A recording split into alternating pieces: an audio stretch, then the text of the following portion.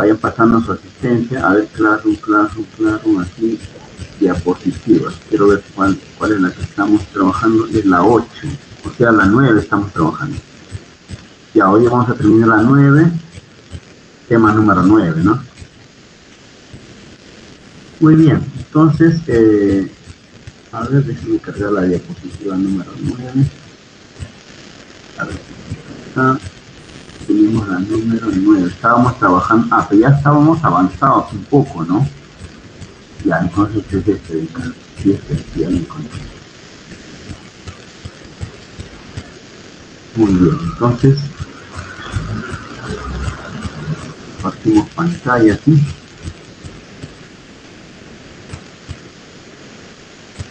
Toda la pantalla.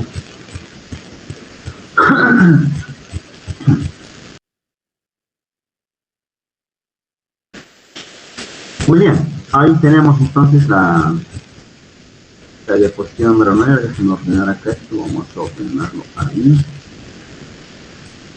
Ahí será, hizo más grande. Entiendes que no se corre, que debería quitarse, ¿no? Pues bueno, ahí se ve. Bueno, jóvenes, entonces vamos a continuar con este asunto de la teoría de campos electromagnéticos, pero ahora estábamos chequeando el punto de la corriente, ¿no? Repasemos rápidamente qué habíamos hecho. Habíamos dicho que de manera casi tradicional se revisa pues que la corriente simplemente, ¿no? Corriente es carga por medio de tiempo y ahí acaba, ¿no? En curso más básico. Pero digamos acá es un curso un poquito más, profundo, no solo cambia de operadores, pero también hace algunas, ¿cómo se dice?, especificaciones, ¿no? Hace hincapié en el tipo de corriente que ya se maneja. Entonces habíamos dicho, por ejemplo, cuando en un cierto material conductor se mueven en este caso hablamos, miren, de portadores de carga, ¿no? Cuando hablamos de portadores de carga nos referimos, obviamente, ¿a quién? A los electrones, a los huecos y a los iones, eso hemos dicho, ¿no? O sea, hay electrones, hay huecos e iones, vamos a llamarle así, iones, huecos y electrones. Estos son los que hay en todos los materiales, electrones, huecos y iones. Los iones a veces ya hemos dicho cuando se tienen materiales puros ya, o mejor dicho, preparados, por decirlo así, ¿no? Si son materiales ómicos, por ejemplo, para circuitos, cuando uno va a la tienda y compra, a la ferretería, compra un cable, para hacer el cableado de su casa, compras el cable número, me parece que es el 12 o 14, no estoy seguro, ¿ya? Entre 12 y 14 está. Ese cable hay de dos tipos, uno flexible o rígido, ¿no? O sea, flexible o rígido.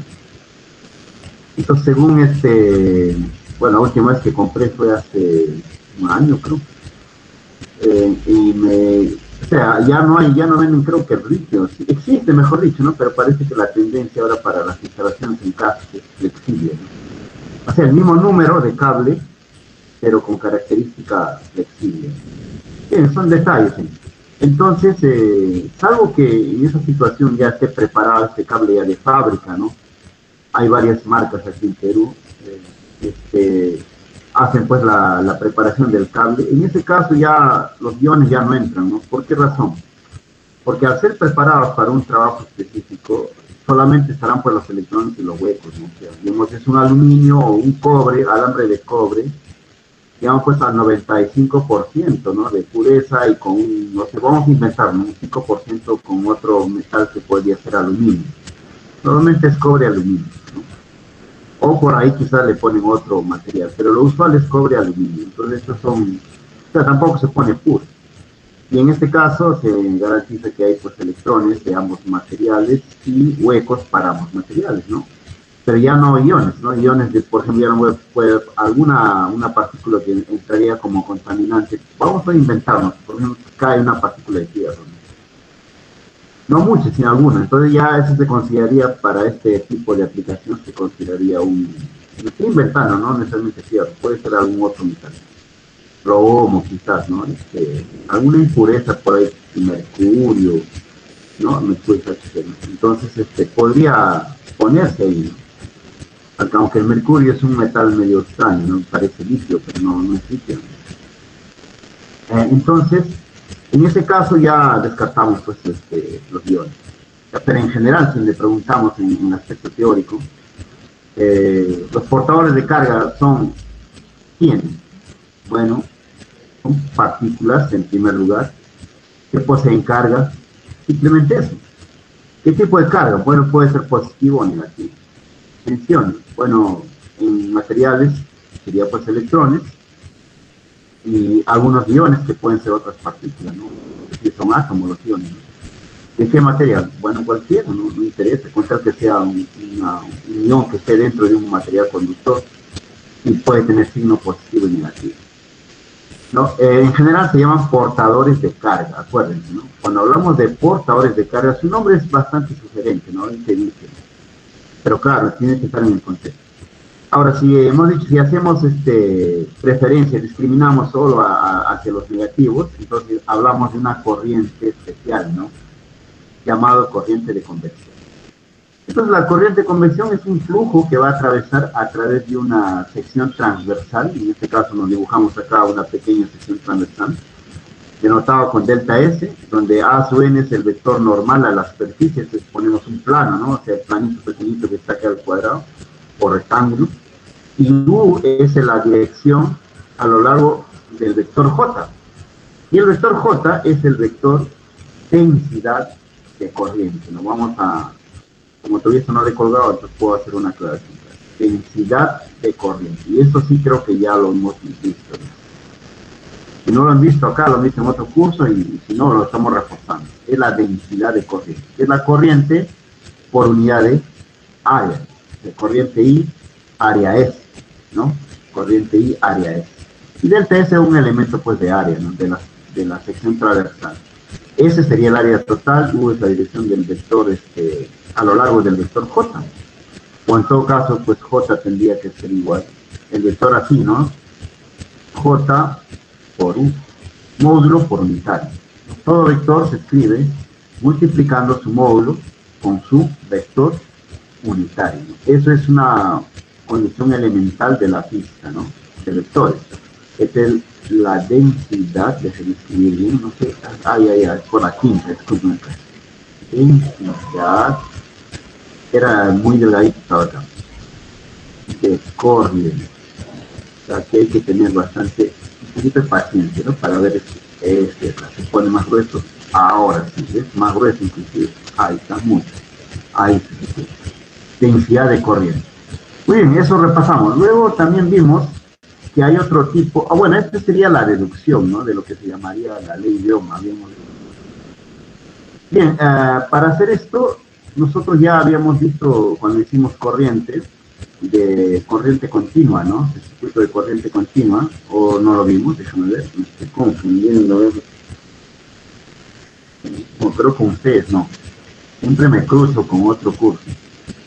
Pero cuando han visto un curso de física 3, mejor dicho, ahí está, ustedes vieron que cuando se hablaba de un material conductor, aquí, ¿no? Se considera que los electrones en realidad se mueven de manera aleatoria, ¿no? O sea, en un material conductor los electrones se mueven aleatoriamente, así. Pero en promedio se considera que avanza en línea recta, ¿no? O sea, pero en una distancia bastante pequeña. Vamos a poner esa distancia pequeña que sea L, ¿no?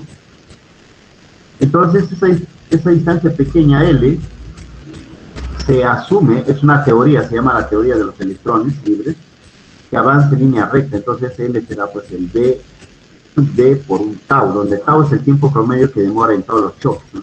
Choca aleatoriamente, digamos que demora 100.000 choques o 200.000, no sé, n choques en todo caso, c choques, ¿no? Entonces el promedio, este t es el promedio de todos los tiempos, claro, de acá a acá un tiempo 1, acá 2, tiempo 2, tiempo 3, tiempo 4, 5, 6, 7, así, ¿no? Hasta que llegue de aquí hasta acá. ¿Cuántos choques ha hecho? Bueno, c choques. Entonces este tiempo de acá es el promedio del T1 más el T2 más el TC entre C, donde C es el número de choques y este es el T. Es una velocidad promedio, y la velocidad de deriva es una velocidad constante, ¿no? Que no se considera por la velocidad con la cual ha chocado, ¿no? Sino que la velocidad media, le llaman a esto, la velocidad promedio también le dicen. Es tal que el electrón hubiera avanzado en línea recta como que si no hubiese chocado con nada, así es como si no hubiese nada, fuera libre y avanzaría nomás en línea. En realidad ya es un promedio, ¿no? Esta V sub D se le llama velocidad de deriva, velocidad de arrastre también se le dice, o también se le llama, no, velocidad de deriva, velocidad de arrastre, esos son los nombres que se tienen. Pero en este caso lo que yo quería decir es que esa velocidad de deriva, no, se conoce nada. Vamos a denotarlo en este texto que estamos usando, usamos la letra U. Quizás en otro autor que utilice, pues va a usar, por ejemplo, V sub D, ¿ya? O quizás otros todavía usen U sub D, por ejemplo. El D viene de deriva. De deriva significa, bueno, que esto va al azar. El movimiento es aleatorio, y V sub D es el promedio, ¿no?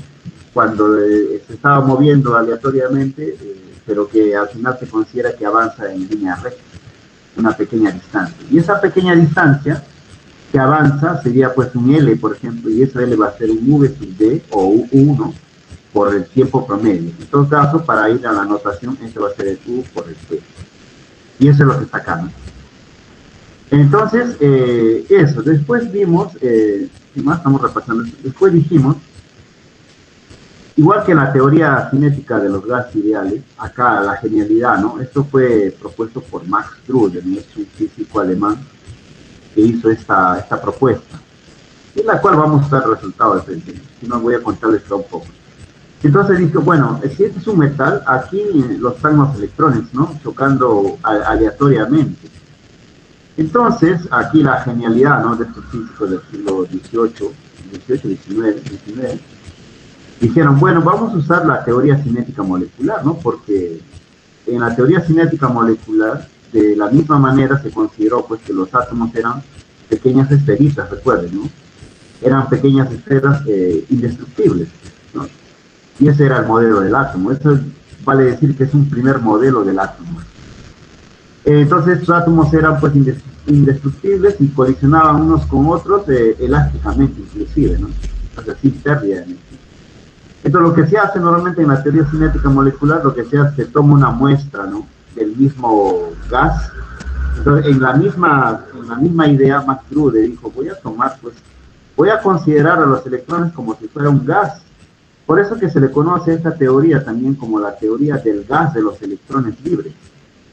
Electrones libres, ¿no? Porque no están ligados al átomo o a un núcleo, ¿no? O sea, son partículas libres que están ahí deambulando, por decirlo de esta manera. Entonces aquí se puede calcular, eso ya estamos repasando, ¿no? Se podría calcular cuánta carga hay encerrado en esa muestra que hemos tomado propuesto, considerando que la sección transversal, esto sea A, y justamente la distancia de libre recorrido que les hablé, ¿no? En esta distancia tan pequeña, que le llamemos L. Entonces L va a ser igual al V D, que en este caso es U por el tau, ¿no? U por el tau. En este caso el V sub D, o sea, la velocidad de deriva o velocidad de arrastre está con U y esto está con tau, el tiempo promedio que duró todos los choques, ¿no? Entonces el volumen estaría dado pues de esta manera, ¿no? El volumen estaría dado aquí, el volumen V. Esta muestra sería el área de la sección transversal que estoy diciendo que es A por el L. Y entonces el volumen va a ser pues A, el U por tau. Eso está acá, ¿no? Entonces, claro, en este caso, para hacer coincidir, acá yo le he cambiado, vamos a ver, para que coincida con esta, ¿no? En el caso anterior, estabas atravesando una sección delta S. Claro, acá es un rectangulito. También se puede considerar un rectangulito, ¿no? Claro, o sea, para ir en consonancia con este ejemplo, también podríamos haber considerado el rectangulito, así, miren. O sea, vamos a cambiarlo, ¿no? Simplemente es eso. O sea, para que vean que como son cantidades bien pequeñas, no importa, son cantidades infinitamente pequeñas, bien pequeñas al final. Así. ¿Sí o no? Así sería. Entonces es el material. Entonces la sección acá, en este caso, es delta S, y la distancia libre recorrido va a ser L. Entonces el volumen va a ser L por delta S, ¿no? Entonces el volumen va a ser el delta S por el L, pero el L es el U, la velocidad de arrastre o velocidad de deriva por el tiempo promedio, ¿no? Que en este caso, este tiempo promedio se está mencionando con delta T, ¿no? Que está usando. Entonces acá está, ¿no? Entonces cada portador de muestra se mueve esa distancia, pues, ¿no? Esa distancia que es L. Y ese L no se pone como L, sino se pone como su equivalente, ¿no? Velocidad por tiempo, ya que es el espacio libre, ¿no? Y simplemente es como si fuera es una cinemática unidimensional, de hecho, ¿no? Es una cinemática unidimensional, es un MRU, lo que se conoce en nivel básico. Entonces, la carga que está contenida en dicha muestra, repito otra vez, ¿no? Esto de acá toma nota, en realidad está en el libro explicado, ¿no? Pero yo lo estoy poniendo un esquema un poquito distinto, acomodando, ¿no? Entonces, la carga que está contenida en ese volumen, ¿no? en ese volumen muestra, ¿cuál sería? Bueno, esto va a tener una carga Q. Ya sé que su volumen es el área, el delta DS, por el U, por el delta T. Entonces, la carga por unidad de volumen, eso nos va a dar, esta es carga y este es volumen, nos va a dar un número que vamos a considerar como N. Y este N se llama la concentración, y esto ya les había indicado. N es la concentración, y no es densidad, ¿no? Aunque muchos autores le llaman también densidad. Pero técnicamente, jóvenes, debería ser solo concentración, porque la densidad implica que hay una continuidad, ¿no?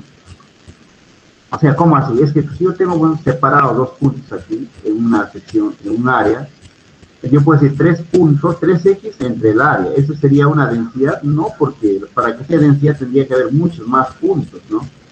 Muchos más puntos.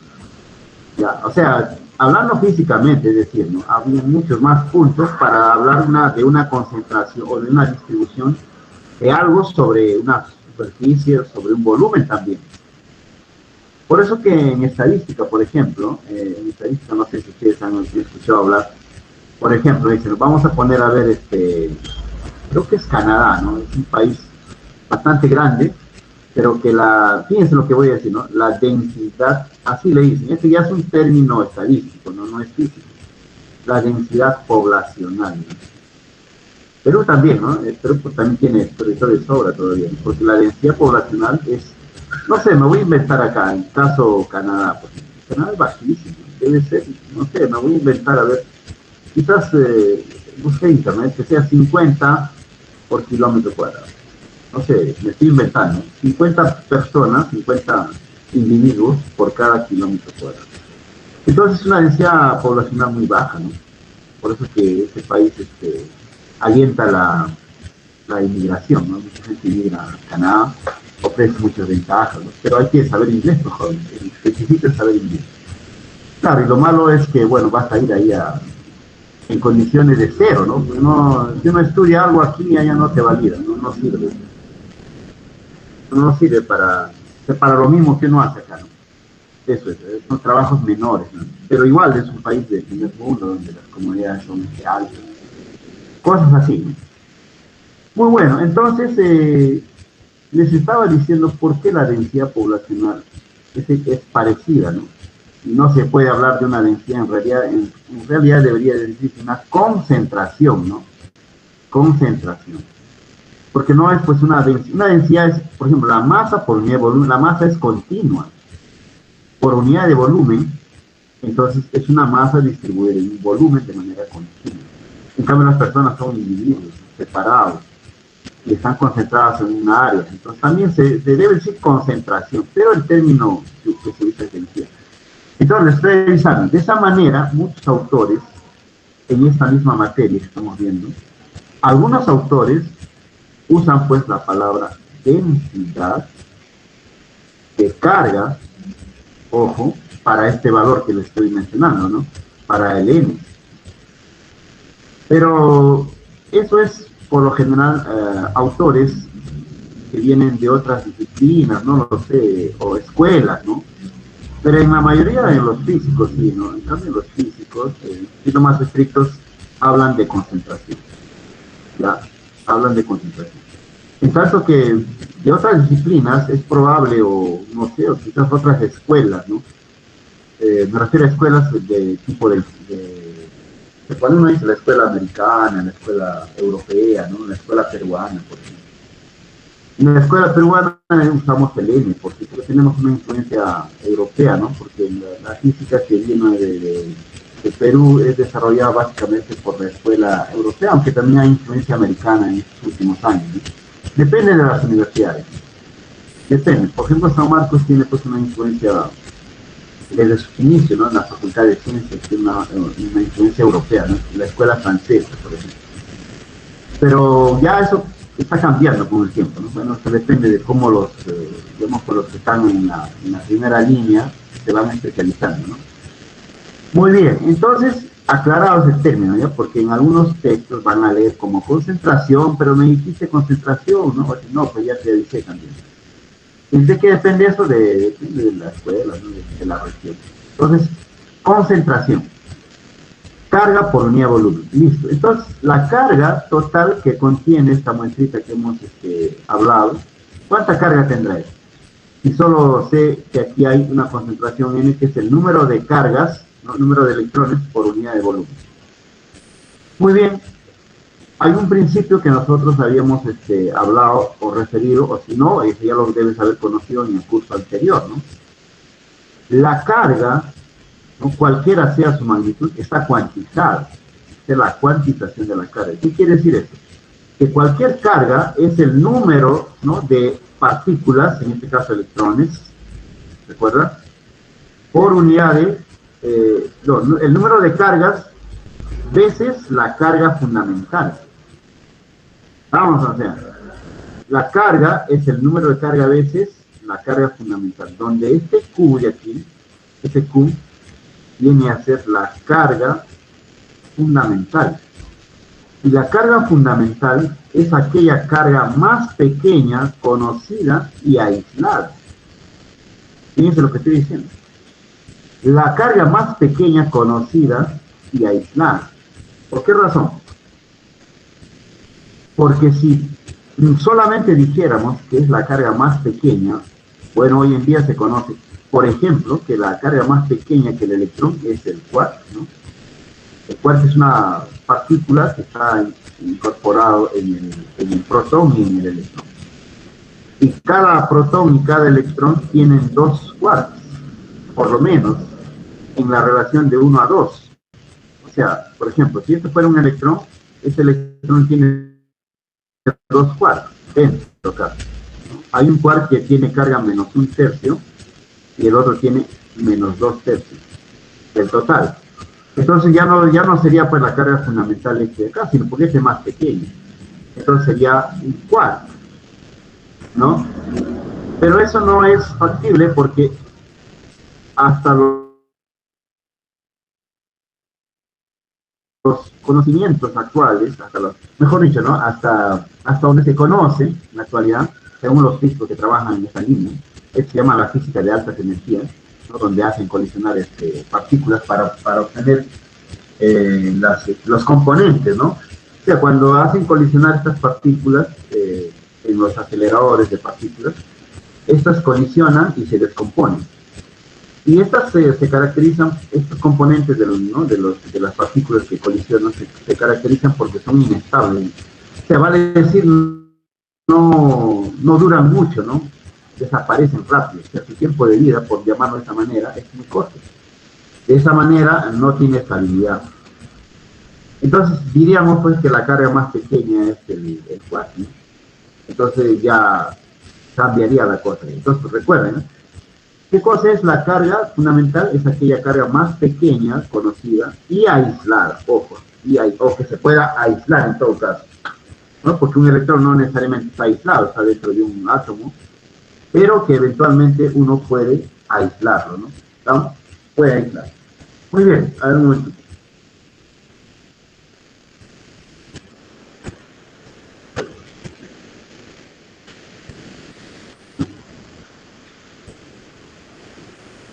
Listo. Entonces, debido a ello, la carga va a ser igual al número de, ¿no? Al número de cargas veces la carga fundamental. Y este número de cargas lo sacamos de aquí, ¿no? El número de cargas dividido entre volumen, esa es la concentración. Y ahí sale, ¿no? Entonces la carga total viene a ser igual a ¿qué? Al número de cargas sería el N por el volumen. Eso era el delta de S. ¿Por quién? Por el U, por el delta de T, ¿no? Por el delta de T, y eso multiplicado por la carga fundamental. Y eso es lo que tenemos acá, ¿no? Eso es lo que tenemos acá. El N por el Q, por el U, por el A, por el delta S, por el delta S. Ahí está, todo ese. Ahora, claro, aquí mejor aún todavía se ha hecho un producto punto, ¿no? Claro, lo que pasa acá se ha usado el vector J. El vector J, este de acá también se puede, esta es otra forma de expresar el vector J, el N. Ya les había hablado de eso, ¿no? Entonces, el N por el Q por el U, eso también es equivalente al vector J. Recuerden que el vector J es el sigma por el E. O sea, la conductividad eléctrica por el campo. Entonces podríamos ver que acá se puede obtener una conexión, ¿no? Para el sigma, ¿no? Para el sigma, que es la conductividad. Pero bien, eso es lo que nosotros habíamos comentado como anticipación, ¿no? Bien, entonces retomando esto, ya todo esto está en el texto, lo leen por favor, ya que lo he explicado. Y acá surge la necesidad pues de hacerlo como un producto punto, ¿no? Es mucho mejor. Eso por el ángulo, que ya les había explicado, eso era por el ángulo, ¿no? O sea, el flujo solamente es a través de la...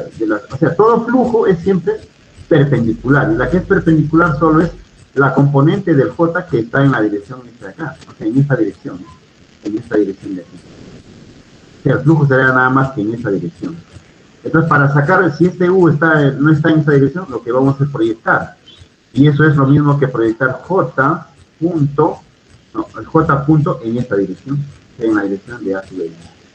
Por esa razón, ¿no? Por esa razón es que en la parte, en la lámina que les he mostrado, aparece como un producto punto, ¿no? Que es la interpretación geométrica del producto escalar. Es muy importante el producto escalar, J. Muy bien, entonces ahí habíamos determinado y de acá en adelante ya puedes usar este valor, ¿no? J, N, la concentración viene en tablas, les dije, entonces ya apunté por ahí, y sí, acá está, se encuentra en tablas, y el N, el Q es la carga fundamental, lo vamos a poner acá, y recuerden que ese Q es apenas el valor absoluto de 1,6 por 10 a la menos 19 coulombs, ¿no? Esa es la carga fundamental, pero la carga fundamental es la carga del electrón. Sin embargo, se utiliza solo el valor absoluto. Aquí no lo he puesto, pero lo estoy aclarando, ¿no? Es el valor absoluto. Ya lo estoy poniendo. ¿Estamos? Entonces, este nunca va a ser negativo. El U podría ser negativo por la dirección, ¿no? Porque una velocidad tiene dirección. Y esta es la velocidad de deriva. ¿Listo? Muy bien, entonces eso era lo que repasamos. Y luego, ya para calcular la densidad de corriente, de la definición, ¿no? De la definición, pues el J es la corriente por unidad de área, entonces esto puede ser una diferencial de corriente en diferencial de área, entonces de acá, integrando la diferencial de corriente, será pues el J y el diferencial de área. Pero este de acá es lo mismo que poner J punto de este, ¿no? Claro, porque el caso más fácil sería cuando el ángulo sea 0 grados, y ahí sería J de S coseno de 0.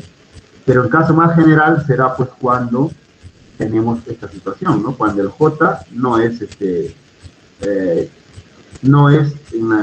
cuando el J no está pasando perpendicularmente a través de la superficie, sino bajo un cierto ángulo que sería aquí acá, ¿no?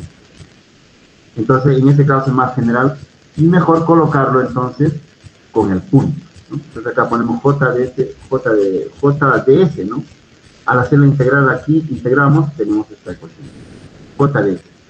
Eso es lo que nos indica para la corriente. Entonces, una vez que tenga la corriente total, ¿cierto? Me quedaría en función de J. Ahora, J, como dijimos, lo podemos reemplazar por el N, Q, U, ¿no? Por el N, por el Q y el U. Entonces, N es la concentración, Q es el valor absoluto de la carga fundamental y U es la velocidad, ¿no? Listo. Entonces, acá se puede reemplazar, ¿no? Simplemente esto. Y pues se puede reemplazar nada más aquí mismo. Vamos a hacer acá, sería I, sería igual a J de S. A ver, vamos a ver si sale ahí. J sería N, Q, U. Recuerden, U es la velocidad, ¿no? Q, punto DS. Ahí. Pero, obviamente, solo consideramos aquellos J que están en la misma dirección del DS. Por lo tanto, aquí el U debe ser unitario para DS, de tal manera que el DS sea el DS por U. Entonces ahí me va a quedar U.1, y punto U, y este es 1. Por eso que al final la fórmula más compacta sería pues, N por Q por U por S, ¿no? N por Q por U por DS. Ahí. ¿Está bien? Entonces este DS sería, ¿no? El I sería igual N constante, constante, constante, y acá la integral de que bajaría acá. Entonces I entre S es J, y ahí J es N por Q por U. Y eso es lo que tenemos, N por Q por U. Ahí está. Entonces eso sería pues el cálculo, si te pidieran cómo mostrar eso, ¿no? Y ahí está. Ahora, lo que pasa que acá el NQ, ahí lo que vamos, ¿no? El NQ sería pues este de aquí. Este sería. Entonces aquí nace, ¿no? Aquí nace el nombrecito, pues, el nombrecito. La concentración es la densidad volumétrica, ¿no? La densidad volumétrica por unidad de carga. También, ¿no? La densidad volumétrica por unidad de carga. ¿Se dan cuenta? La densidad volumétrica por unidad. Esta es la densidad volumétrica de carga. Es carga por unidad de volumen. Si lo reemplazo, este es carga por unidad de volumen y acá un carga. O sea, ¿y qué va a quedar? 1 sobre V. Pero ese 1 va a ser pues el número de electrones por unidad de volumen, ¿no? Por eso es este resto B se da, por ejemplo, ¿no? 3 por 10 a la 5 electrones por cada metro cúbico, por decir.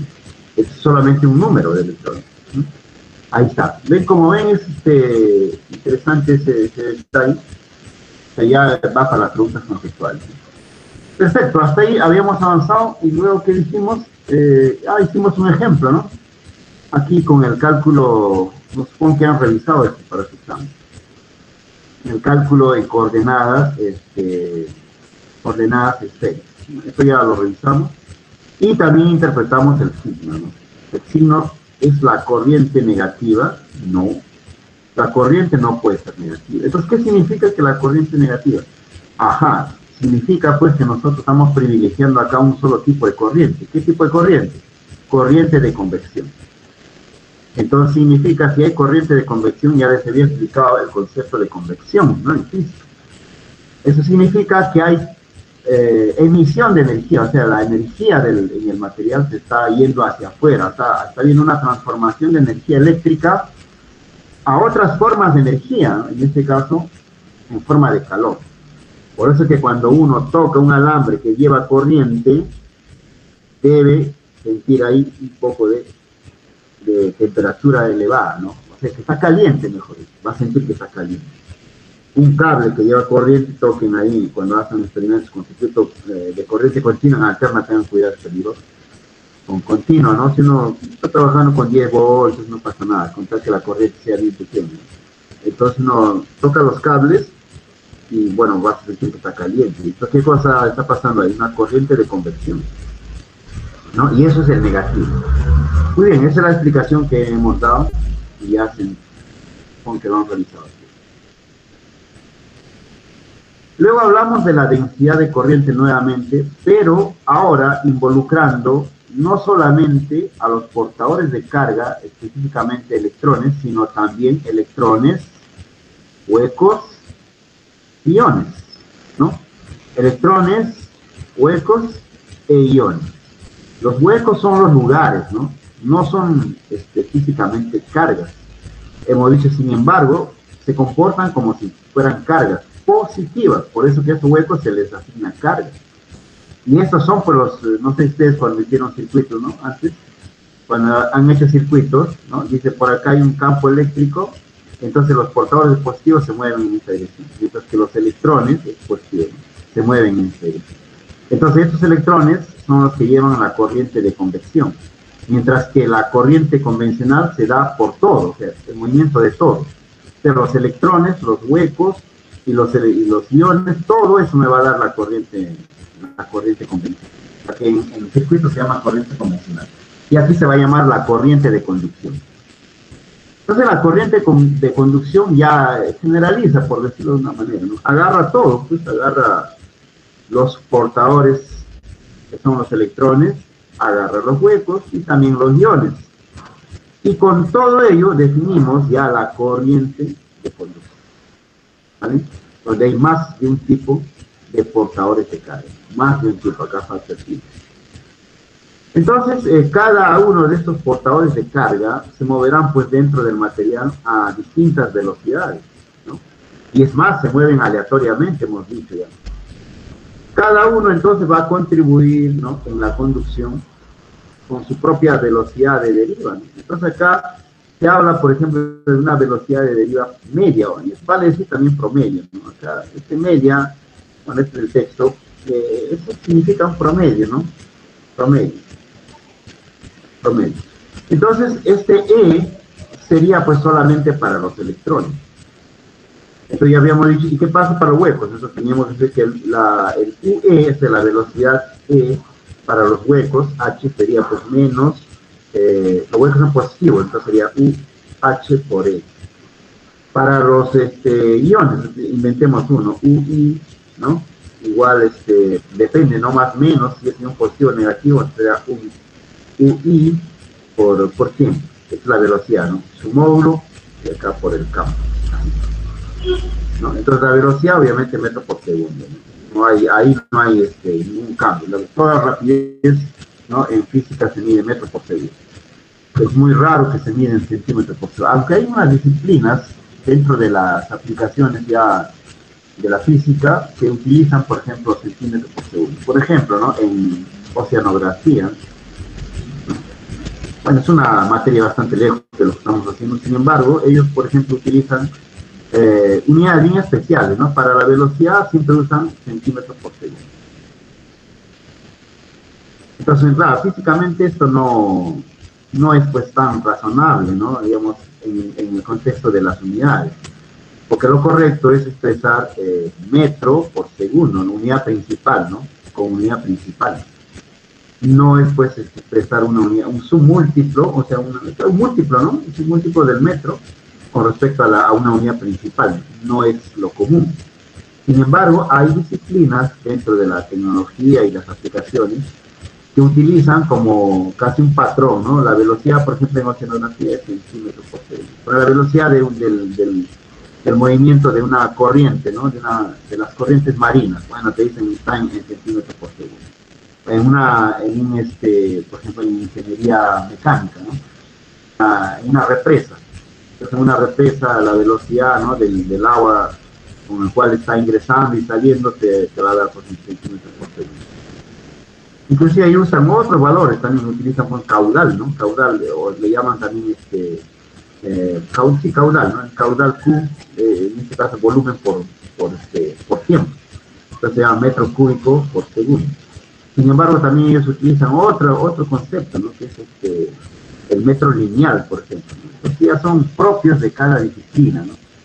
Entonces, así en el mundo académico, si bien es cierto puede ser estricto, pero en el mundo ya aplicativo puede eso cambiar algo, pero manteniendo el patrón siempre, ¿no? No significa que sea uno nuevo, sino es apenas una, vamos a llamarle una redefinición de acuerdo a la especialidad, ¿no? Entonces, en ciertas especialidades hay ciertas cosas que como que se redefinen, pero solo específicamente dentro de la especialidad.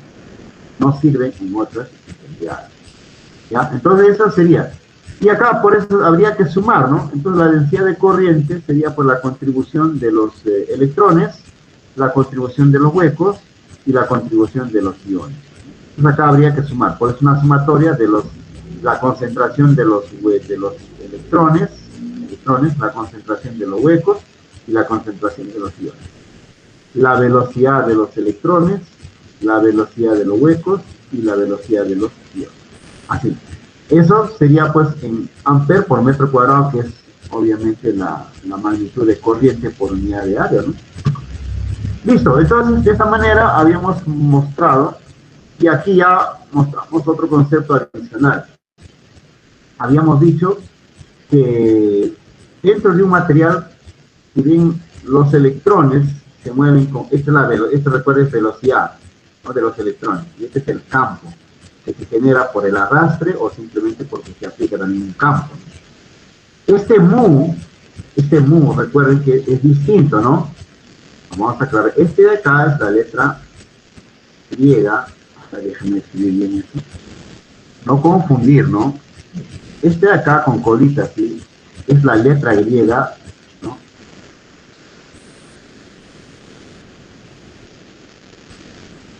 Mu. En cambio, este es U, ¿no? No confundir, se confunde. Entonces, este mu, ¿no?, ese mu, jóvenes, se denomina dentro de esta disciplina, se llama la movilidad. Es un parámetro, ¿no? Es un parámetro llamado movilidad. Ahora, claro, esta movilidad se puede asociar, digamos, a las partículas, a los portadores de carga, de la manera que sea conveniente, ¿no? Por ejemplo, si hablamos de electrones, hablaremos la movilidad de los electrones. Si hablamos de los huecos, entonces hablaremos la movilidad de los huecos. Ya en este caso habría que denotarlo de otra manera. Movilidad de los electrones, entonces U sub E. Movilidad de los huecos, entonces U sub H. Movilidad de los iones, U sub I. De los iones generalmente no lo vamos a hacer porque, como les dije, ¿no?, en esta materia, tal como en otras, se trabaja pues con materiales ya homogéneos. Entonces, en estos materiales homogéneos, como les digo, las aplicaciones mismo, los iones ya se minimizan, ¿no? Prácticamente ya se anulan. Pero pueden estar, pero en menor intensidad y menor proporción, que no van a ocasionar cambio alguno. Entonces se desprecia y principalmente se centra aquí en los electrones y los huecos. En cambio, los huecos sí no se pueden eliminar, ¿no?, porque son prácticamente inherentes a los electrones, son intrínsecos, ¿no?, a los electrones. O sea, si hay un electrón, hay un hueco, pues. ¿Estamos? Ahora, claro, no necesariamente si hay 10 electrones, hay 10 huecos. No. El número de huecos puede ser menor que el número de electrones, o el número de electrones puede ser mayor que el número de huecos. Eso no, o sea, no está pareado, ¿no? No define, o sea, ¿quién va a definir? Bueno, la naturaleza de la materia, ¿no? O sea, las propiedades del material son los que van a definir. Si hablamos, por ejemplo, de material oro, o cobre, o aluminio, entonces veremos pues que seguramente habrá bastantes huecos, ¿no?, en un u otro caso.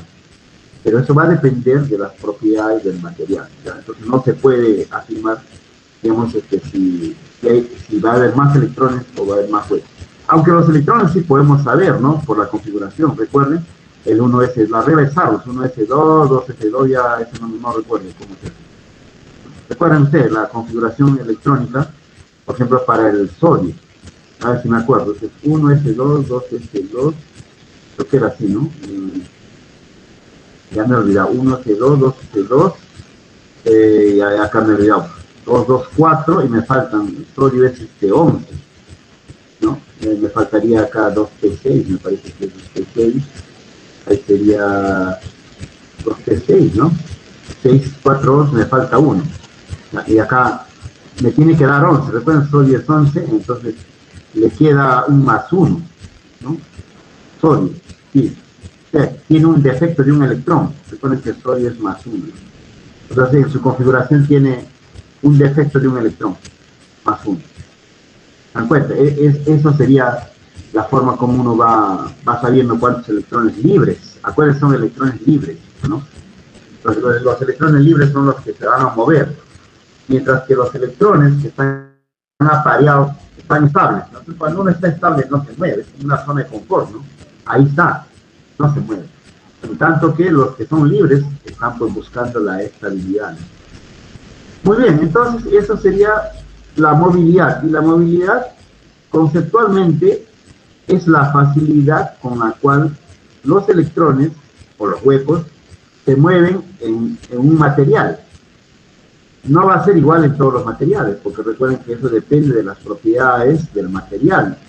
obviamente las propiedades implican muchas, ¿no? Eléctricas, aparte, claro, nos interesan las eléctricas, pero las eléctricas van a estar conectadas seguramente con las propiedades químicas, las propiedades magnéticas, ¿no?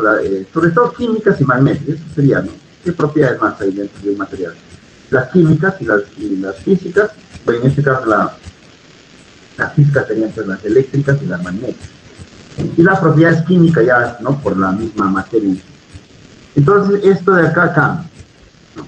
A huecos o electrones. El menos acá porque es este de aquí, ¿no? Del electrón. En huecos probablemente vamos a usar solo más, porque los huecos se le asigna carga positiva. Entonces acá es equivalente a tener, ¿qué cosa? La conductividad eléctrica. Y ahí nace lo que se llama la ley de Ohm. Esto se puede decir que es la conductividad eléctrica. Representa la conductividad. O sea, la densidad de portadores de carga, ¿no? Multiplicada por la movilidad. Ojo, es la movilidad. Y eso nos va a dar, ¿qué cosa? Nos va a dar la famosa ley de Ohm. Esta es la ley de Ohm. Esa es la ley. Vamos a poner bien eso porque estaba doble subrayado hasta ahora. Bien, hasta ahí hemos repasado, creo que hasta acá llegamos, y luego ya hablamos para esta misma situación, pero cuando se aplica a los circuitos. Bien, todo esto de acá es conceptual, ya acá tienen que aprender. Los ejercicios de esto son simples, no hay mucho que hacer acá. Para física, claro, hay bastante aplicación, ¿no? Pero dentro de la física, nosotros no estamos en eso, lo que queremos es aquí entender, y eso significa que usted tiene que tener estas fórmulas a la mano, ¿no? Para los ejercicios. Bueno, entonces, atendiendo si son electrones o huecos, bueno, pues, por ejemplo, para los electrones será la densidad de electrones por la movilidad. Y si fuera hueco, ya fíjense que es positivo acá, ¿no? Porque los huecos tienen carga positiva. Eso está dado por el signo del portador. De tal manera que la conductividad, esto sí es un conceptual, ¿no? Es un parámetro, le llaman constitutivo. Esta palabrita un poco extraña, ¿no? O sea, constitutivo. Macroscópico del medio. Sí, así se le conoce, ¿no? Es un nombre que proviene probablemente de alguna escuela. Así, es un parámetro, ¿no? Constitutivo, se le dice, macroscópico del medio. Ahora, en el caso de los semiconductores, bueno, pues va a depender de la concentración y la movilidad de huecos, es evidente, ¿no? Y eso quiere decir que en el caso de los materiales semiconductores, debe haber pues alguna relación entre los huecos y los electrones, ¿no? En este caso huecos y electrones, ¿para qué? Para que haya conductividad. Por eso que en la naturaleza se conocen, aquí vamos a poner la observación, los semiconductores, ya les había comentado nada más, pero voy a colocarlo acá, los semiconductores, serían, ¿no? Semiconductores jóvenes en estado natural o en estado puro no son útiles, ¿ya? Para la tecnología, no son útiles para aplicaciones. Vamos, esto es medio extraño, ¿no? Para aplicaciones tecnológicas. Aquí lo voy a poner. Por ejemplo, para construir un dispositivo tecnológica. Por ejemplo, un diodo, ¿no? Un diodo está hecho de un material semiconductor, silicio, germanio, ¿no? Pero si tomamos silicio puro, no sirve, simplemente no sirve. O germanio puro no sirve. Entonces lo que hay que hacer es un proceso llamado un proceso de dopado. Es una técnica mediante el cual al material puro se le agrega una impureza, así se le llama, ¿no? Una impureza. No es que la impureza sea mala, ¿no? Simplemente este que se le agrega lo va a hacer bueno. ¿Para qué? Para aplicaciones tecnológicas. Y eso es lo que sucede en la tecnología, lo que se hace es eso, ¿no? Se manipula el silicio y germanio con ciertos otros materiales, por lo general son óxidos, y al aplicarles, mediante el proceso denominado dopado, es una aleación al fin y al cabo, pero nombre especial, no dopado, se hace que los semiconductores sean útiles, y ese es el proceso que se utiliza para fabricar los semiconductores que utilizamos hoy en día en nuestros aparatos, ¿no? Hoy en día, gracias a los semiconductores, tenemos estos chips, ¿no? Estas máquinas que usamos con alta tecnología. Bueno, entonces, en general, la movilidad de los electrones, fíjense, no es igual que la movilidad de los huecos, obviamente, ¿no? Claro, porque hemos dicho, no es que si hay 10 electrones, hay 10 huecos, no, pues, tiene que haber más huecos, obviamente, para que se pueda mover, ¿no? Entonces, es diferente. La movilidad de los electrones y la movilidad de los huecos no son exactamente iguales, son diferentes. Y la movilidad, obviamente, es un número, pero si quisiéramos calcular sus unidades, ¿en qué quedaría? ¿En qué quedaría, Juan? La movilidad. Vamos a revisar acá. La movilidad. ¿Qué haría, no? ¿Dónde está? La movilidad. Acá está. Las unidades de la movilidad. En este caso para los electrones. Este de acá es la velocidad, que es metro por segundo, ¿no? Y el campo se mide en newton por coulomb o volt por metro. Entonces acá va metro y metro, esto quedaría metro cuadrado, ¿cierto? Y acá quedaría volt segundo. Eso es lo que tenemos. Metro cuadrado por volt segundo. ¿Eso puede cambiar? Sí, no puede cambiar, porque si tú pones otras equivalencias por ahí, puede cambiar. Pero lo usual sería dejarlo de esta manera, ¿no? Para esta materia que estamos usando, puedes expresarlo así. Metro cuadrado por volt segundo. Claro, porque si alguien coloca, por ejemplo, metro por segundo la velocidad arriba y abajo el campo es newton por coulomb, obviamente va a salir metro, coulomb, newton segundo, ¿no? Y no es nada parecido, nada conocido, ¿no? En cambio este tampoco. Entonces, como ven, ahí puede variar un poco, pero lo que sí hay que estar claro cómo se expresa, ¿no? Las unidades. Que no tiene un nombre especial, como en el caso de un newton por metro, por ejemplo, newton metro es un joule, algo así, ¿no? Claro, así, por ejemplo, un newton metro es un joule, o un volt por, un coulomb por segundo es un ampere, o un coulomb por volt, ¿no? Coulomb por volt, eso es farad, ¿no? Algo así. No tiene un nombre particular, ¿no? O sea, no hay. Todo lo que debemos recordar es el metro cuadrado por volt segundo. Mejor es expresarlo en volt. También puedes expresar newton coulomb, obviamente, como has visto, ¿no? Esto va a depender qué estás resolviendo, nada más, ¿no? Muy bien, entonces hasta ahí habíamos repasado y luego habíamos aterrizado para el caso de las corrientes, ¿no? En circuitos.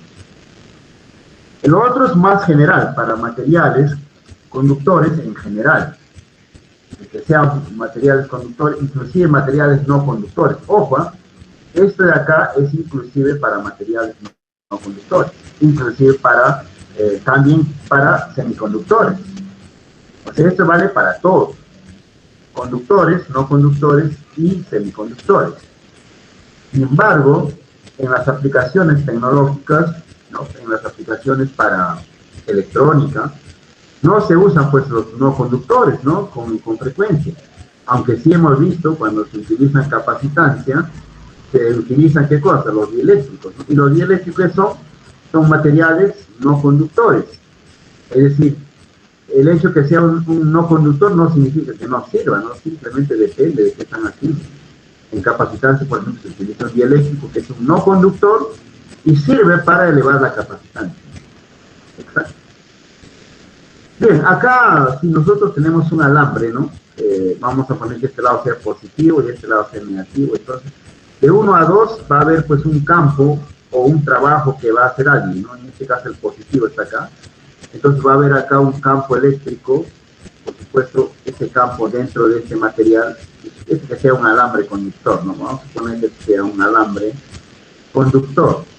Desde el momento que decimos conductor ya estamos condicionando que es un metal, ¿no? Y al ser un metal es homogéneo, ya no tiene impurezas, ¿no? Entonces acá se aplica una diferencia de potencial que viene a ser una fuerza electromotriz, es una batería, una pila. Usted sabe que el más grande es la línea más grande positiva y la línea más corta negativa. Es la convención para denotar una fuente de voltaje, ¿no?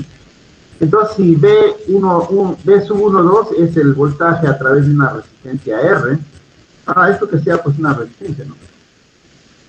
Que puede ser un alambre, obviamente. Un alambre también ofrece una resistencia. Claro, no todos los alambres, ojo, no todos los alambres, ¿no? Mejor dicho, no, disculpen, todos los alambres ofrecen resistencia, sino que no todos los alambres ofrecen una resistencia, vamos a decir, variable. ¿No? Porque esto puede ofrecer una resistencia, pero es una resistencia fija en todos. Lo que sí hay un tipo de alambre, un alambre que se llama el alambre, creo que se escribe así, micrón me parece que es. Micrón o micrón, ¿no? Déjenme googlear. Eso se utiliza en las cocinas eléctricas. No sé si ustedes han visto las cocinas eléctricas. No. Las cocinas eléctricas son así, ¿no? Tienen una base de... me parece que este es un material asbesto, se llama, tipo un cemento blanco, y tiene acá una espiral así, ¿no? Una espiral. En esa espiral lo que se pone es un alambre, ¿no? Ese alambre así.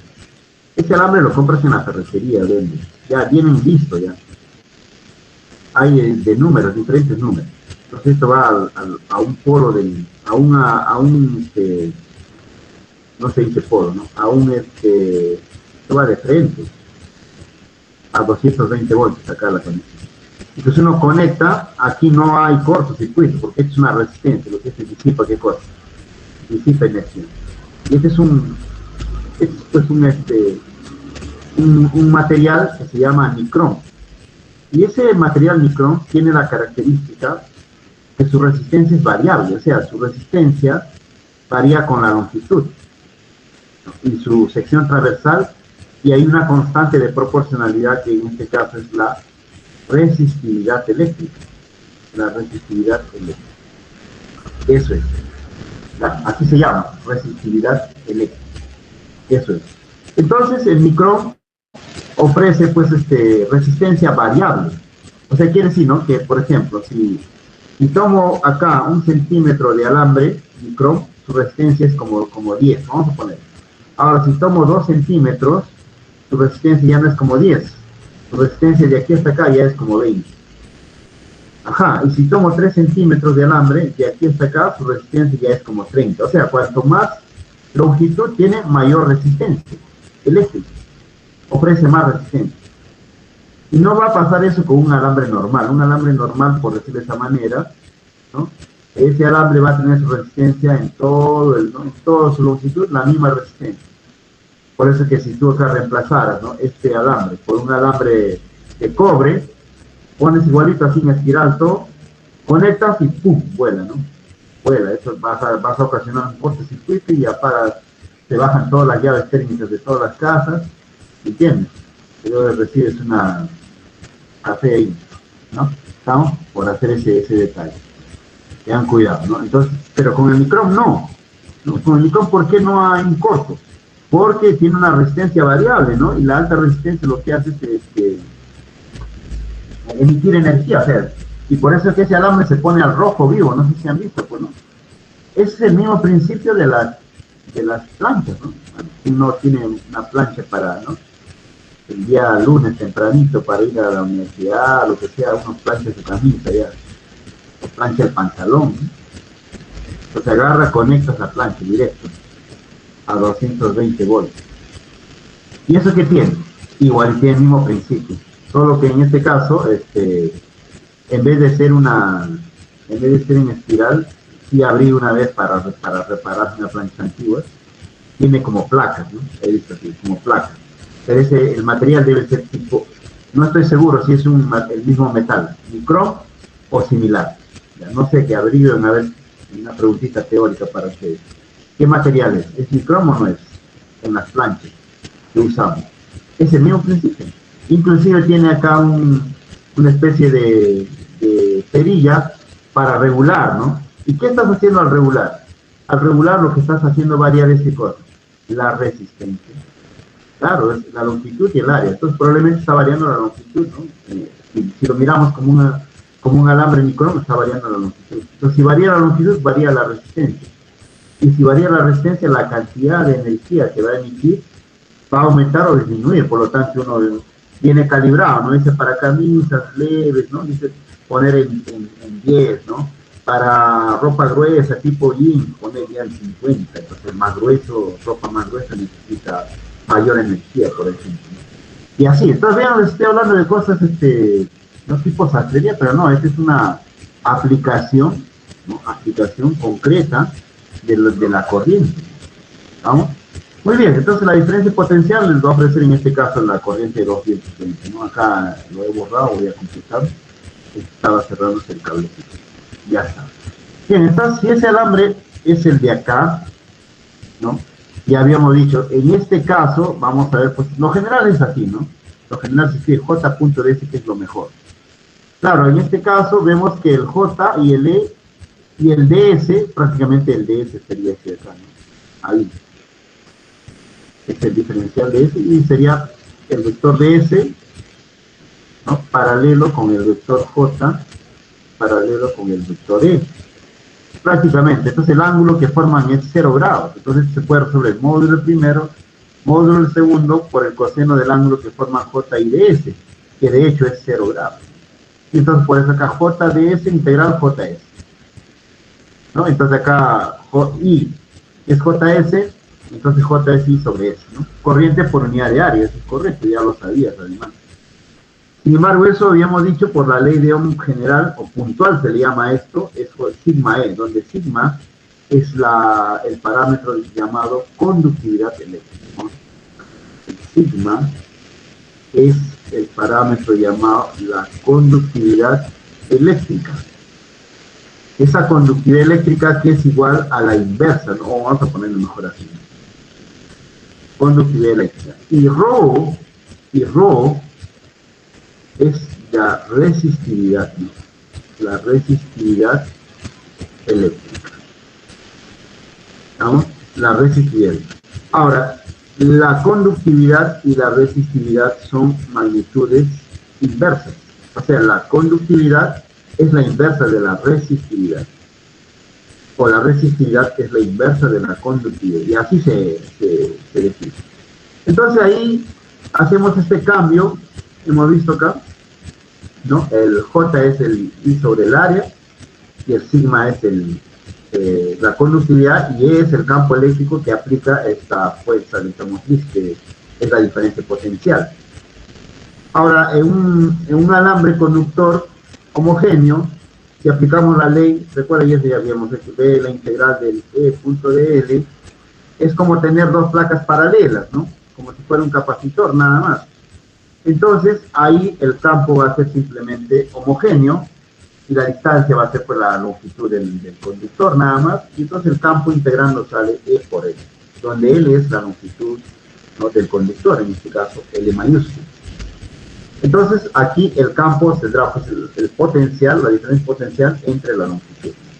Si eso lo reemplazamos acá, tendríamos este B1-2L, y si este de acá lo pasamos al S acá, quedaría este y quedaría con sigma. Pero sigma lo cambiamos por la inversa, ¿no? Porque ya queda repetido otra vez. He repetido otra vez acá. Resistividad, entonces te va a quedar I sobre sigma S, aquí donde, sí, sigma S por L igual a RI. Y esto de acá es lo que se define como el voltaje, la corriente y la resistencia. Y este disculpen, este I entre sigma SL, eso, jóvenes, se define como la resistencia eléctrica. Esa es la resistencia. O sea, a partir de vamos a llamar, este proceso que estamos haciendo para encontrar. O sea, este I entre sigma S se llamaría la resistencia. No, sería L, disculpen, L entre sigma S. I no, I tiene que quedar acá.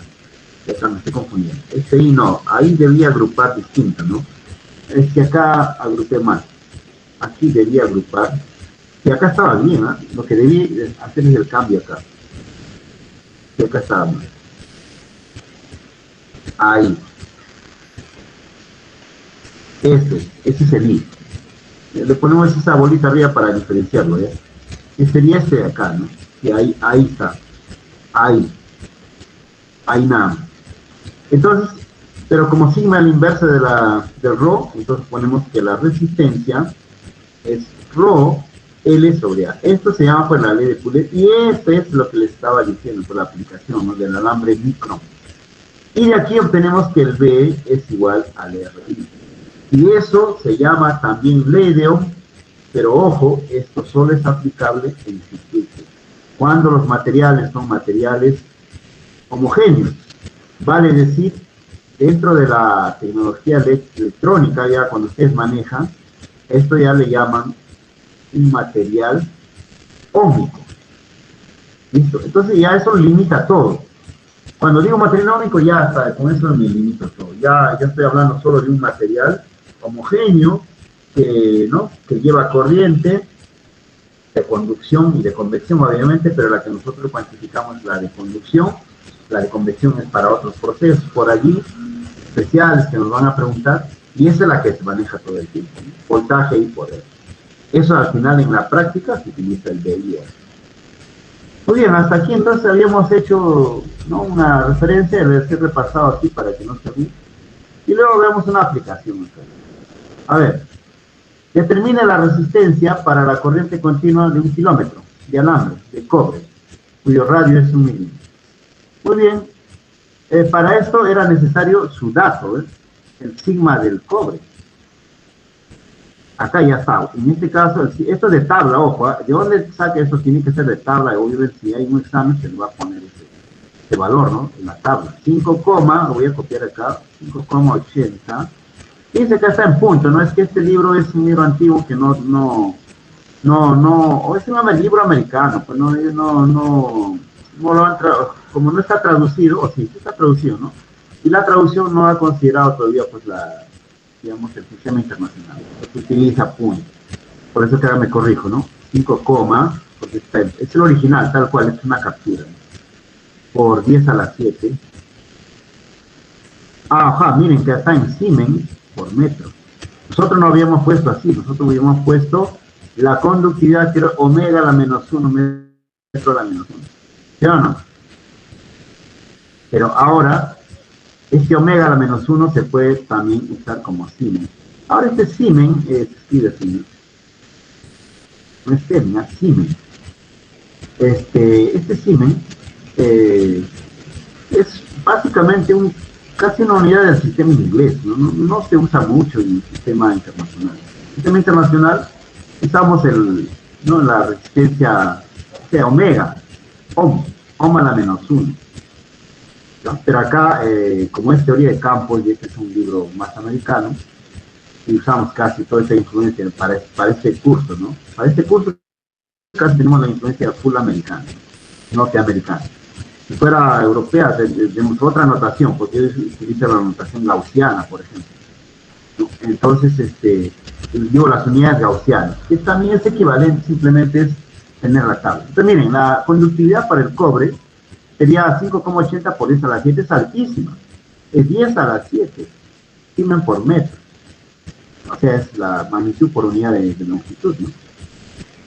Entonces, la longitud es 1 kilómetro, que es un 10 al cubo metros, y el área de la sección transversal sería pues el área de un... Claro, el alambre tienes que considerar un alambre cilíndrico, obviamente, ¿no? Entonces, si este es L, hay que calcular, ¿no?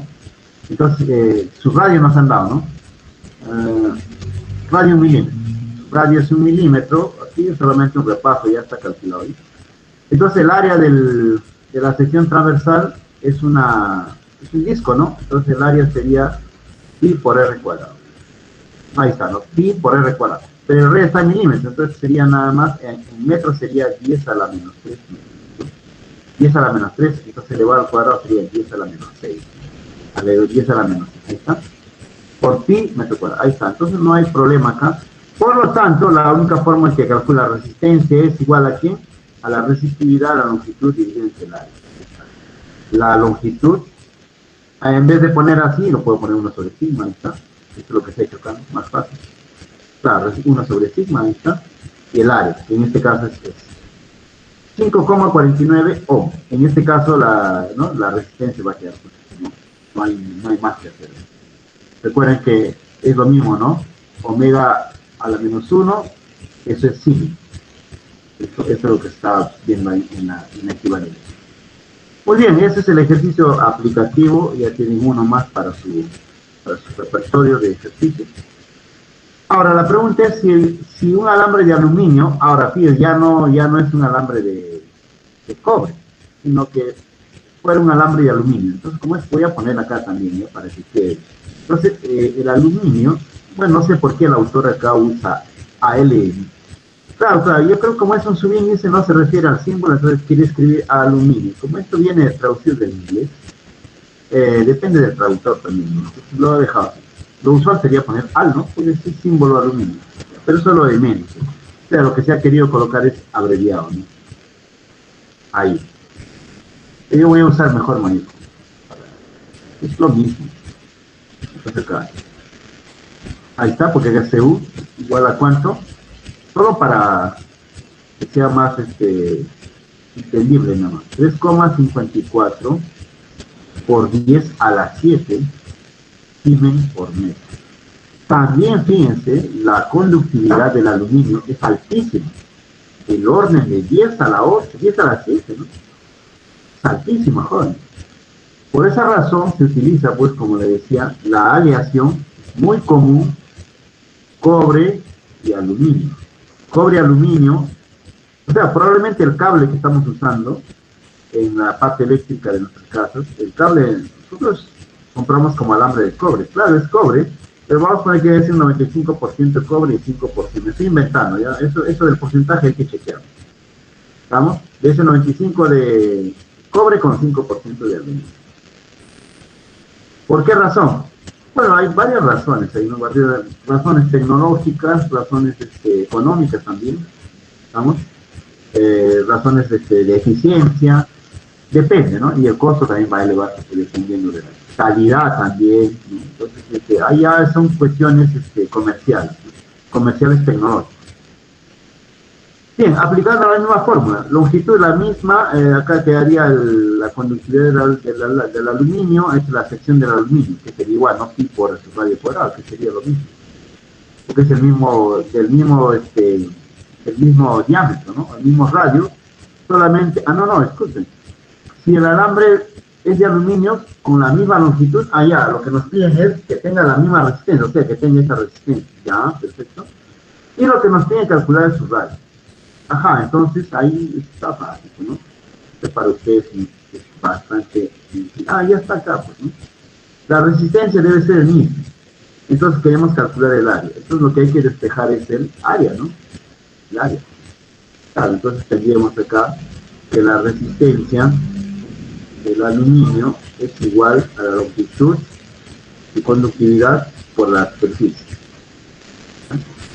Y esto debe ser igual a la resistencia del cobre. Entonces acá el área va a ser la resistencia en el cobre por la conductividad del aluminio, cobre, entre su longitud. Eso es, ¿no? Entonces la resistencia en el cobre está, acá me equivoqué en algo, acá, ¿no? Acá, listo, ahí me equivoqué. Ahí, ¿no? Eso es, está acá ya listo. Está listo, esto es solamente para repasar. Haciendo el cálculo, ¿cuánto sale? Debe tener un radio de 1,28 por 10 a la menos 3. O sea, debe agregar en qué porcentaje. Si la pregunta le interesa, ¿cuál es el porcentaje que tiene que agregar? ¿En qué porcentaje se agrega el radio? Bien, vamos a ver en qué porcentaje. Vamos a poner preguntas serias. ¿En qué porcentaje? Con respecto al original, obviamente, ¿no? Vamos a poner acá preguntas serias. ¿En qué porcentaje se agrega el radio, ¿no?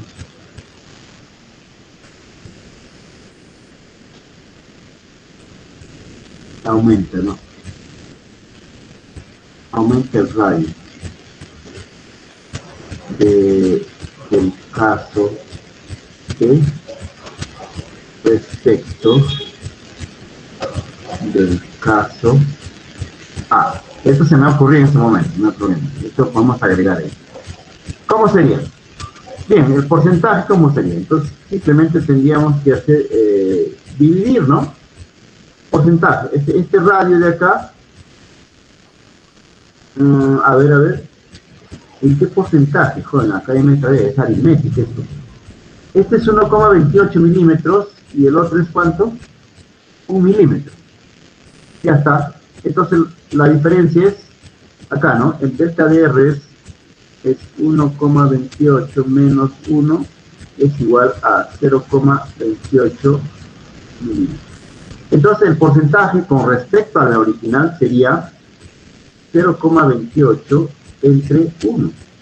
Claro, o sea, lo que quiero sobre el total, pues, ¿no? Sobre la referencia. O sea, sería nada más 28%.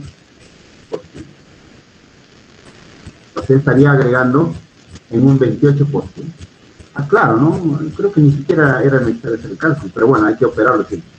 0,28 sobre el original. El original es 1. Entonces, lo que tengo sobre el original, lo que he incrementado sobre el original es para saber cuánto ha aumentado, un 28%. O sea, para que tenga la misma resistencia que el cobre, el aluminio tendría que ser más grueso. ¿Se dan cuenta? ¿Y eso qué implicaría? Si el aluminio es más grueso, el aluminio va a ser más pesado. Y si fuera un cable que usted tiene que tender, vamos a poner para 2 postes, ¿no? Así. Esto sea con el cobre. Vamos a ver, no está exacto, ¿no? Pero vamos a hacer solo una idea. Habría que calcular el peso. Este es el cobre. El pandeo es este. Entonces, con el aluminio, el pandeo va a ser mayor. ¿Por qué va a ser mayor? Claro, pues tiene mayor sección transversal, ¿no? Claro, me estoy suponiendo, falta hacer el cálculo, ¿no? Porque probablemente sea al revés. No lo sabemos, porque habría que hacer un cálculo adicional para calcular todo, ¿no? Toda la masa, todo su peso. Pero acá, si nos centramos nada más en el diámetro, este tiene mayor diámetro, por lo tanto es más grueso. Por lo tanto, la concentración de materia en un mismo disco es mayor que en el de acá. Entonces el pandeo va a ser este pandeo para el aluminio. Entonces no conviene, digamos. O quizás la diferencia, claro, entre pandeo y pandeo sea, digamos, 1 centímetro. Bueno, en ese caso sí, pues da lo mismo. ¿Se ya es ingeniería, ¿no? Ya es para ustedes ingeniería, proyectos de ingeniería.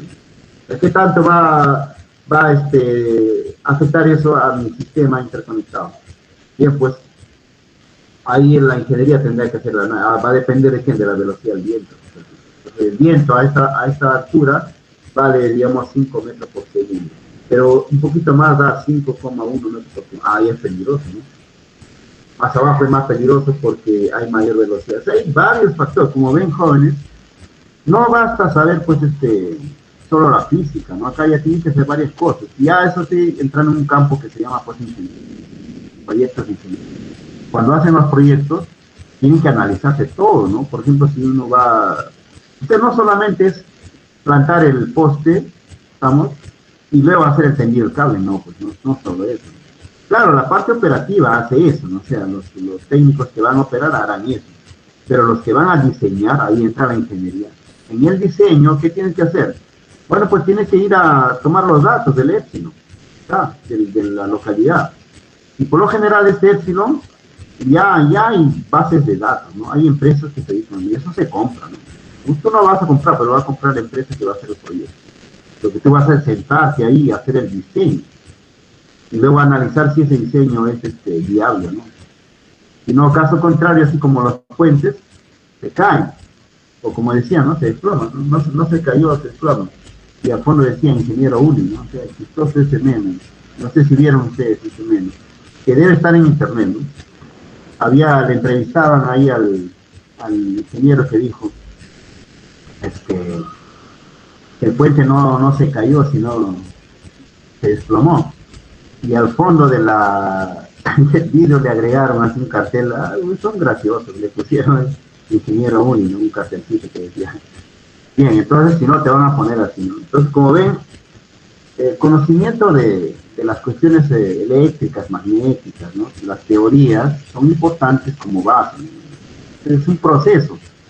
No es que uno dice, ¿para qué me va a servir esto? No es así, ¿no? Simplemente es una suma. Una suma, pues lamentablemente es así, ¿no? O inevitablemente es así. O sea, para que llegues al final del camino, tú tienes que saber muchas cosas. No dominarlas necesariamente. Los que dominan ya son especialistas en el área y son otras especialidades. Bueno, como la física, la química, ¿no? Entonces uno se centra ahí. Pero como ingeniero tiene que saber todo, un poquito de todo. ¿Para qué? Para llegar al camino final, a la meta. Y luego vienen las aplicaciones. Ya, listo. Entonces este ejercicio está bonito. De aquí tengo las preguntas. De aquí saco las preguntas yo. Este de acá, aquí se me ocurrió en este momento, ya tengo una más, yo voy a agregar esto. Obviamente acá le cambio el diámetro y ya cambia el porcentaje, ¿no? Ahora si el que no recuerda su aritmética, probablemente va a patalear aquí, no va a poder calcular. Para calcular tiene que haber calculado este primero, ¿no? ¿Estamos? Y fíjense que acá hay un cambio en la unidad, ojo, el sigma. Recuerden que el sigma nosotros lo habíamos dado así, ¿no? El sigma lo habíamos dado, ustedes recuerdan, era omega a la menos 1 y esto a la menos 1. O omega, ya me olvidé, omega, ¿no? Sí, omega a la menos 1 metros a la menos, porque el otro era 1 sobre 2, este es 1 sobre omega, ¿no? Ahí está. La conductividad y la resistividad. Y ahí está introduciendo un concepto que se llama el Siemens. En todo caso está en el libro, es una chequerita. Muy bien. Otro concepto importante que normalmente no se trabaja, se pasa por alto, porque en realidad es simple, ¿no? En realidad es sencillito.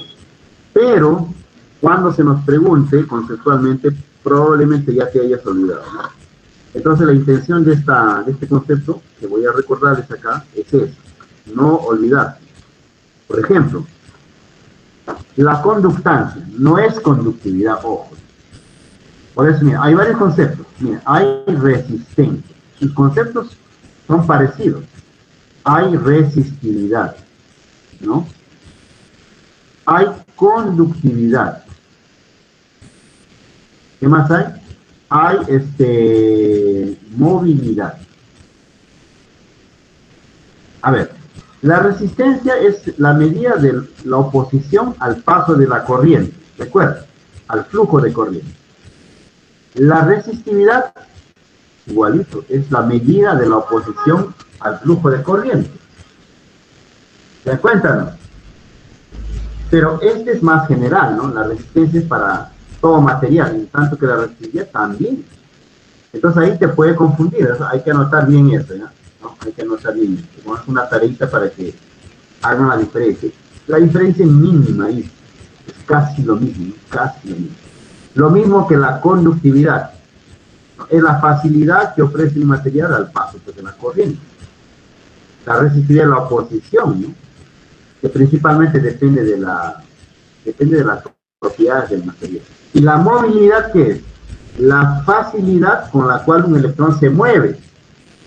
Ojo, es muy parecido, como decía, la conductividad, pero no es igual, ¿no? Porque las unidades son distintas. Y existe el otro que vamos a ver acá, que es la conductancia. ¿Estamos? Después hay otros conceptos también como la reactancia, ¿no? La reactancia. Después el otro, no me acuerdo cuál es esto, el L, ¿cómo se llama el L, jóvenes? Eso se hace en inductancia. Es un inductor, también es la inductancia. Entonces en electrónica, en eléctrica se usa mucho, ¿no? En eléctrica, en ingeniería eléctrica se usa mucho la reactancia y la inductancia. Pero eso todavía no hemos llegado. Vamos a ver en otro. Está en el texto para leer, pero vamos a ver en este momento la conductancia. Entonces la conductancia, si lo ves matemáticamente, es apenas la inversa de la resistencia. ¿Se dan cuenta? La conductancia numéricamente es la inversa de la resistencia eléctrica. Eso es todo. Pero eso es numéricamente. Ahora conceptualmente es un poco más complicado, ¿no? Ya. Vamos a dejar ahí para que se busquen y juzguen ahí un poco, hagan una especie de diccionario para que, ¿no? Estas 4 palabras y las 2 últimas. Ya, tarea libre, lo voy a escribir luego, pero vayan averiguando. Voy a escribir como una perita libre. Listo. Entonces, la conductancia matemáticamente apenas es el inverso de la resistencia eléctrica. Ahora, ¿para qué sirve esto? Muchas veces, nosotros para combinar las resistencias en serie, en paralelo, que eso ya lo hemos pasado, creo, y lo hemos visto, creo, porque eso ya lo tienen del curso anterior. Entonces, es muy útil para eso, ¿no? Para hacer las combinaciones, sobre todo en paralelo. Ahora, ¿por qué en paralelo? Se dan cuenta que es muy útil, por eso les decía que es muy útil en ingeniería eléctrica, ¿no? Cuando en ingeniería eléctrica se conecta, por ejemplo, es una casa. Es una casa, acá es otra casa, acá es otra casa. Entonces acá viene la línea eléctrica, ¿no? De la empresa, ¿no? La línea. A ver, déjenme acordar, esto de acá en ingeniería eléctrica le llaman, a ver, ya no me he olvidado esto, le llaman acometida o cometida, no estoy seguro, joven. Creo que es acometida o cometida, vamos a googlear. Creo que es cometida o acometida. ¿Alguien sabe? ¿Alguno de ustedes sabe? A ver, ¿me puede escribir ahí? Yo me he olvidado. Acometida, creo que es. Me parece que sí. A ver, también hay de agua, fíjense. Sí. Acción de acometer. Instalación de una derivación o ramal secundario en un conducto. Trabajan como peones en las obras de pavimentación y acometida del agua de la calle. Entonces la acometida no solamente es aplicable, es un término bastante general de ingeniería, muy bien, ahí está, muy bien, Salvatierra, se aplica tanto para luz como para agua, y ahora también para el gas, ¿no? Claro, o sea, también se utiliza para luz, y para agua, y también para el gas. ¿Cómo se llama eso? No, seguramente en tu barrio ya pasó, en todos los barrios pues, están rompiendo nuestra vereda, donde rompen toda la pista y dejan todo feo. ¿Y qué están haciendo? Están poniendo una acometida. Es una acometida, es una derivación. Primero instalan la matriz principal, así se llama, ¿no? La matriz principal o la línea principal, y luego hacen la acometida ahí. Así. Vamos a poner que es de luz eléctrica. ¿Por qué se instala así en paralelo? Claro, porque si acá hay un corte, por ejemplo, acá hay un corte, entonces el único que va, disculpe, acá hay un corte, el único que va a dejar de tener energía es esta casa. Y la línea sigue, continua así. Solamente en esta cometida hay la falla y solamente aquí se apaga la luz, ¿no? Aquí hay un cortocircuito en la casa, aquí nomás. Aquí sigue habiendo luces, imagínense que si fuera en serie. Si fuera en serie sí el problema, ¿no? En serie, sí. Si en serie se corta aquí, se corta todo. Entonces, por eso que la instalación eléctrica, ¿no? Se hace en paralelo. Por eso que en ingeniería eléctrica es muy importante usar el concepto de conductancia. ¿Para qué? Para la conexión en paralelo. Y la conexión en paralelo, obviamente, con las acometidas. Y las acometidas son para agua, luz y también ahora para gas. Aplicamos el mismo criterio. Ahora se mide en Siemens. Está, acá está aclarado. Siemens, omega a la menos. Estaba bien entonces. Estaba correcto. Estaba dudando acá yo. No me acordaba. Pero estaba. Entonces, omega a la menos 1 es igual a 1. Porque la conductividad, disculpen, habíamos medido con omega a la menos 1 metro a la menos. Eso es lo que nosotros sabíamos. Y también sabíamos que la resistividad es igual a la inversa de la conductividad. Y eso será pues omega, ¿no? Omega por metro. ¿Qué es la inversa? Listo, entonces, ahí está. Se mide en Siemens. Es S u omega a la menos 1. O sea, la resistencia a la menos 1. La inversa. Entonces, si uno tiene una resistencia eléctrica, ¿no? Una equivalente, obviamente, le calcula la inversa y eso se llama la conductancia. ¿No? Claro, y si nosotros recordamos que la resistencia es igual a 1 sobre la conductancia, la longitud y el área, en este caso vamos a mantener el área, la letra S del anterior.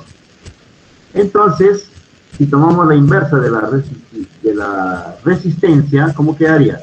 Bueno, pues ahí está, ¿no? Pero vamos a operarlo acá. Vamos a hacerlo. Operamos, bueno. ¿Qué sería?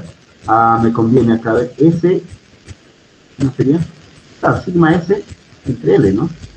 Sería sigma S entre L, eso me quedaría 1 acá, ¿no? 1 sobre R. Así. Entonces, eso que está ahí, 1 sobre R, es la conductante. Y fíjense, se escribiría de esta manera. Sigma S entre L. O sea, conductividad, área sobre el. O sea, la inversa, ¿no? Acá también puede ir 1 sobre 2, ¿no? Claro, eso es equivalente. Muy bien, ese es un concepto muy interesante que nos faltaba conocer. Uy, acabó. Listo. Preguntas. ¿Qué hora tenemos ahí? 4:45. Vamos a ir hasta las 4. Luego regresaremos con un experimento. Vamos a resolver este cuestionario que también va para el examen. A ver. Explique la diferencia entre la corriente de conducción y la corriente de convección. Vamos a hacer una participación, voluntaria, ¿sabes? Con voz. Un voluntario, ¿eh? Le hemos explicado, a ver, responda por favor, o escriba si quiere, y así tiene miedo de usar su voz. Jóvenes, a ver, vamos con participación. Explíqueme la diferencia entre la corriente de conducción y la corriente de convección. A ver si me ha entendido o no. Hemos explicado bastante largo eso. Explique eso. ¿Cuál es la diferencia entre la corriente de conducción y la corriente de convección? A ver, jóvenes. A ver, para participación, punto para participación, para la práctica. ¿Voluntarios? ¿Nadie? ¿Nadie se atreve? Vamos a la segunda pregunta, no hay voluntarios. ¿Cuál es la relación entre la densidad de corriente de convección y la velocidad de los portadores de carga? También Mosé. Defina la movilidad del electrón en un conductor. ¿Y cuál es su unidad en el sistema internacional? ¿Cuál es la forma puntual de la ley de Ohm? Esto es fácil. Acabamos de decir. Defina la conductividad. ¿Cuál es su sistema? Y cuál es su unidad en el sistema internacional? ¿Cómo cambia la resistencia de un alambre conductor redondo si se duplica? Todo esto de acá tiene que ver con ¿quién? Con la conductividad. Bien, esto lo vamos a dejar ya que no quieren hablar, entonces lo vamos a dejar esto para la práctica. Bien, jóvenes, vamos a hacer un descanso aquí y regresamos a las 17, no, a las 17, ¿no? Para hacer una práctica. Son casi las 4 ya, sí, hasta las 5 un descanso, y a las 5 hacemos justo vamos a una práctica de resistividad, ya, una práctica, una simulación. ¿Vale? Tenemos material todavía aquí, y esto lo dejamos para la siguiente clase. Estamos en la diapositiva 15. Ahora lo que sigue aquí ya vamos a hacer en la siguiente clase. Suficiente por hoy. Voy a grabar antes que se me... Todavía no lo subo eso porque vamos a tener que terminar eso, ¿no? Para que suba completo. Muy bien, queda 17:09, si están de acuerdo, hacemos un descanso hasta las 17 y luego vamos a regresar con un experimento. Y a esa tareita que les planteé hay que ir resolviendo. Está en el libro también. Muy bien, entonces regresamos a las 17 horas, jóvenes.